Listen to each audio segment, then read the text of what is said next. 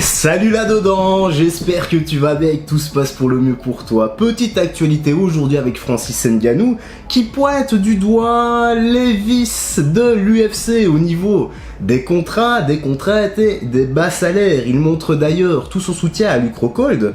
Luke Rockhold qui est également un combattant MMA à l'UFC et Luke de son côté lui pousse un véritable coup de gueule sur Twitter. Tu vas voir. Donc frérot Sorette, je t'invite à t'installer bien confortablement car nous sommes partis pour les petites news, les petites actus, let's go. Depuis quelques temps, Francis Ngannou ne cache plus ses désaccords avec l'UFC, notamment concernant la paye, mais on va pas revenir là-dessus. En gros, il estime qu'il n'est pas libre de ses mouvements et que le contrat le tient réellement par les burnes. Et la paye aussi qui ne suit pas, enfin ça je l'ai dit. Dernièrement sur Twitter, Luke Rockhold a poussé vraiment une gueulante et Francis Ngannou l'a soutenu. Cette gueulante c'est en fonction des bas salaires, donc c'est une traduction approximative, hein, il faut être indulgent, mais ça va, ça tient la route et on comprend les grandes lignes.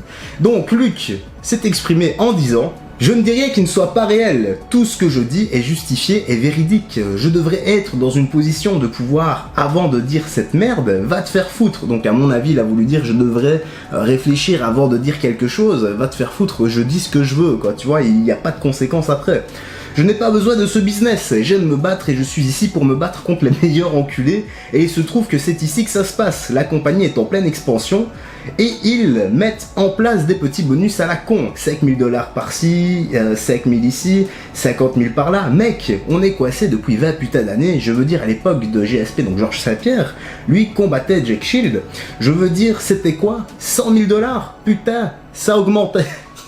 Tu vois, je t'ai dit c'était plus ou moins approximatif, mais on comprend grosso modo que il se plaît des bas salaires. Bon, suite à cette déclaration, Francis a lui aussi tweeté en réponse et il a dit: écoutez, l'interview de Luke était très pertinente, il y a beaucoup de choses dont personne ne parle et que la société se contente d'accepter. Les combattants se font arnaquer par les sponsors, c'est une énorme source de revenus pour nous, mais l'organisation, donc l'UFC, continue de l'exploiter à son propre avantage.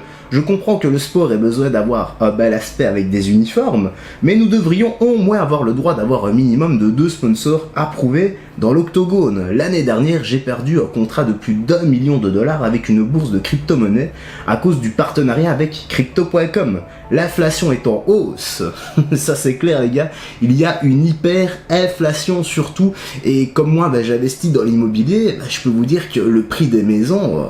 putain, ça a fusé, mais ça a grimpé, c'est la mort pour l'instant, c'est vraiment compliqué. D'ailleurs, petit aparté, je suis en train de... Non, pas je suis en train, je dois aller en visiter une aujourd'hui, et si ça se passe bien, voilà, je te tiendrai au courant, si tu veux. Voilà, j'en dis pas plus, je fais le taf et j'avance dans l'ombre, comme on dit. Bon, revenons à nos moutons. On vu de la paye, des contraintes et du contrat avec l'UFC, et Ngannou est en train de réellement enfoncer des portes, parce que s'il se barre de l'UFC à cause de ça, ça va donner vraiment l'idée à certains athlètes de faire pareil, notamment s'ils sont mieux rémunérés ailleurs et dans d'autres organisations, voire carrément changement de sport pour eux. Même si ça sera un peu compliqué, parce que le MMA c'est pas comme la boxe, il y a d'autres codes, tu sais bien. En tout cas, une chose est sûre, c'est que le Predator doit encore un combat à l'UFC, c'est sous contrat, c'est comme ça, et je ne vois pas comment est-ce qu'il pourrait s'en détacher, à moins de, qu'il ramène un certificat médical attestant qu'il ne peut plus faire de sport pour une durée déterminée.